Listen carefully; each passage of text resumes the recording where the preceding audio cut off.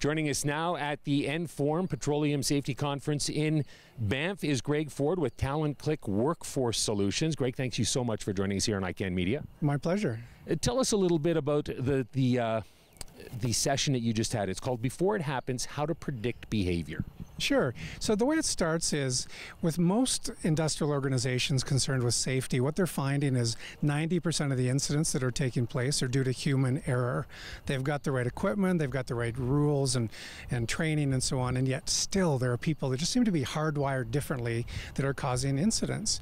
And often those incidents are tied to personality traits such as distractibility or rule resistance or impatience and so on.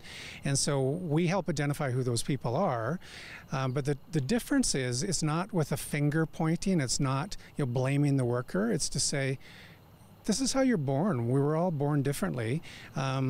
So let's figure out how to empower you now with that self-awareness so that you can make better choices and have better outcomes in the workplace. What's interesting, because you say you're predicting human behavior or where a mistake may happen, but it's not so much of a prediction when you actually know who you're working with.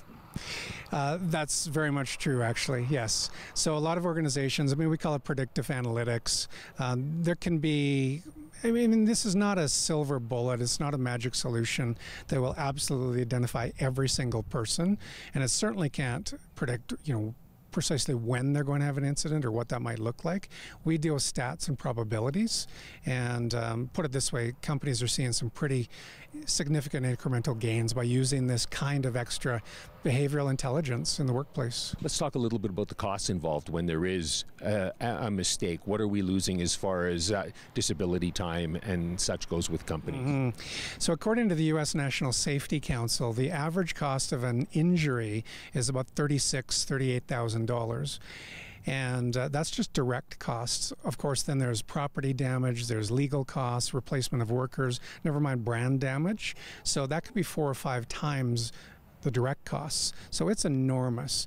The other thing is, it's not always an injury or a major catastrophe or what have you.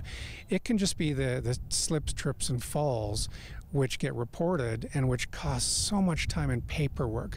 These companies are drowning with paperwork. For every incident, even a minor one, it can be 4 or 5 hours of paperwork. And if we help reduce even 20–25% of that paperwork, it's a significant cost savings for those companies. So what sort of personality types are you identifying then? We're identifying the people like me that are rule resistant, we're impatient, we're highly distractible, we're the impulsive thrill seekers. And again, we say, we have some fun with it, and we say there's no right or wrong bad personality, it's just how we're born. But I've learned to modify my own behaviors, just like we're getting people to do in the workplace.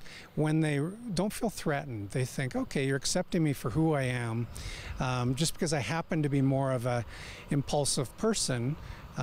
You're just wanting to teach me to think through the consequences of my actions before I make a snap judgment. That's what it's all about. Well, and you had coaching tips for the people in the audience as well. So what sort of coaching tips would you give to somebody who's got an employee like this? I'll give you one example. So commonly we find there are issues with a rule-resistant person. So that's a defiant person that often thinks the rules don't apply to him. And so one of the coaching tips for a foreman or supervisor would be to go to that person and use storytelling and say, I know you don't think that rule is important or valid. Let me tell you about it, something that happened 6 months ago or 2 years ago. And this is a real incident, and here's someone who got hurt, or here's the property damage that occurred, or whatever it might be. This is why it's in place. And when we do that with someone who's rule resistant, you've kind of shown respect for that individual. They think, okay, I've been heard. They've taken the time to explain why this is in place. I get it. And now I'm not going to just be that defiant person who sits there with the arms crossed.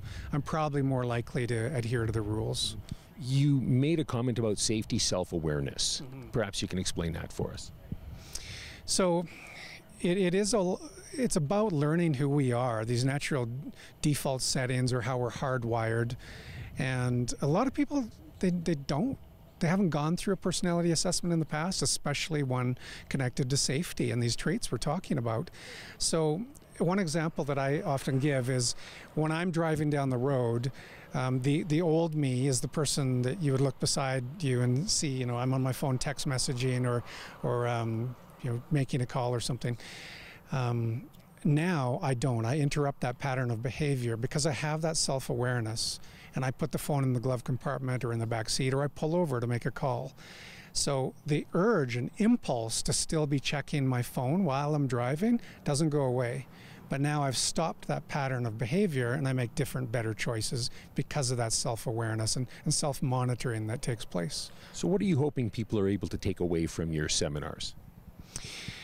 The biggest takeaway is that, you know, it's something new, it's something innovative that you should try. I mean, there's really no harm in trying something like this.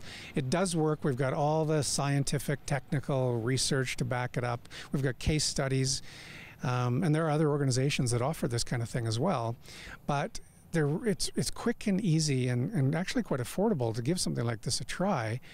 And don't be that old school person that thinks safety is just about mounting cameras in the sky to catch people doing things wrong. You know, be progressive, be forward thinking, and look for that incremental gain with something new. That's the takeaway we want. Excellent. Greg, thank you so much for your time. My pleasure. We've been chatting with Greg Ford with Talent Click Workforce.